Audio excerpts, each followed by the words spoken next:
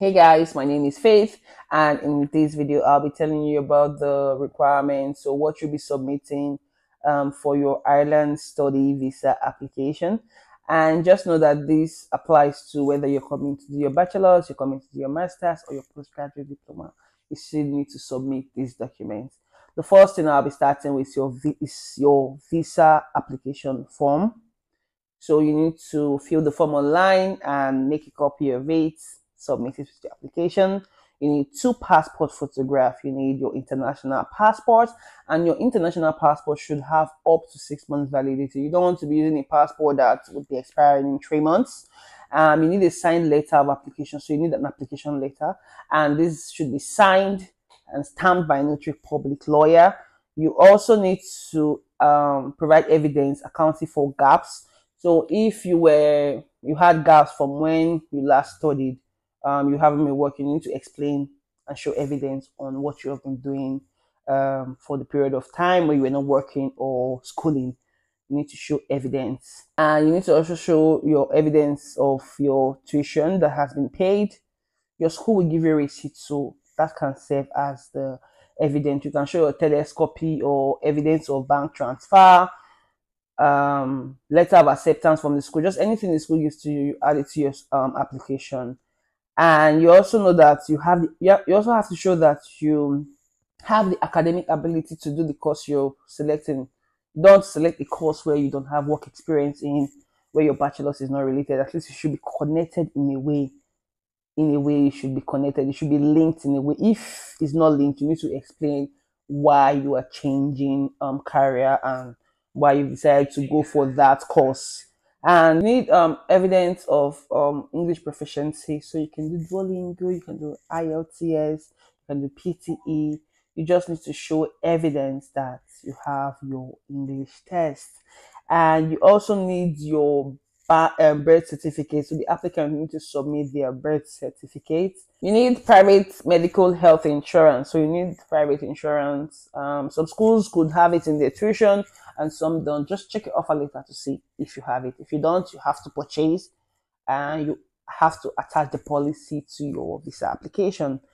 And you need your 6 months bank statement and your CV. These are the documents that the students will be providing.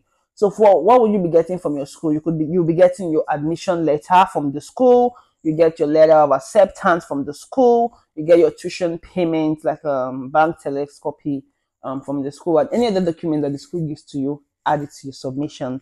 So from your sponsor, what would you be needing? For your sponsor, you need a signed sponsorship letter. So that's the affidavit of support. This letter will be stamped by a notary public lawyer. You can Google notary public lawyer in your area and you'll be able to find one. And you need to show that your sponsor is working and to explain their source of funds, to know where the money is coming from. If they have a business, your sponsor needs to submit their company name registration documents and tax clearance certificate. If your sponsor have had any promotion in the past, you need to add those letters to show that they got promoted in their jobs. And your sponsor also needs to submit 6 months pay slip just as the applicant is submitting. Whether this applicant does not have money on the account, it doesn't matter. But the applicant needs 6 months bank statement, same as the sponsor who needs 6 months bank statement as well. And any lump sum has to be explained. You have to explain the funds with evidence on where the money came from.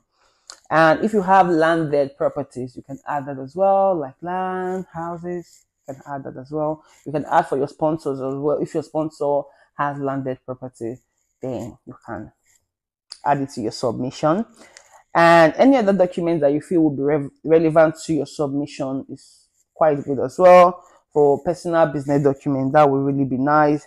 So for all these documents, you have to ensure that they're easy to read, they are easy to understand, they are visible, they are written in English, of course. If you don't speak English, then you have to transcribe this to English so the visa officer can understand.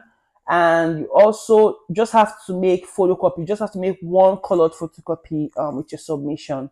You don't have to submit all original documents. You can make clear photocopies or for your visa application. So just know that these requirements could vary according to who your sponsor is, according to your situation, and just different things that could determine what you'll be submitting. I just want to say that if you've been denied a visa, you have to state it as well. You have to let the Irish immigration know that you've been denied a visa. And so if you're confused or you're looking to come to Ireland and you don't know how to go about your application for your visa and your visa application and your admission process, just contact us and we would help you as soon as possible. We'll work with you to ensure that you meet your goals. Thank you and see you in our next video. Bye.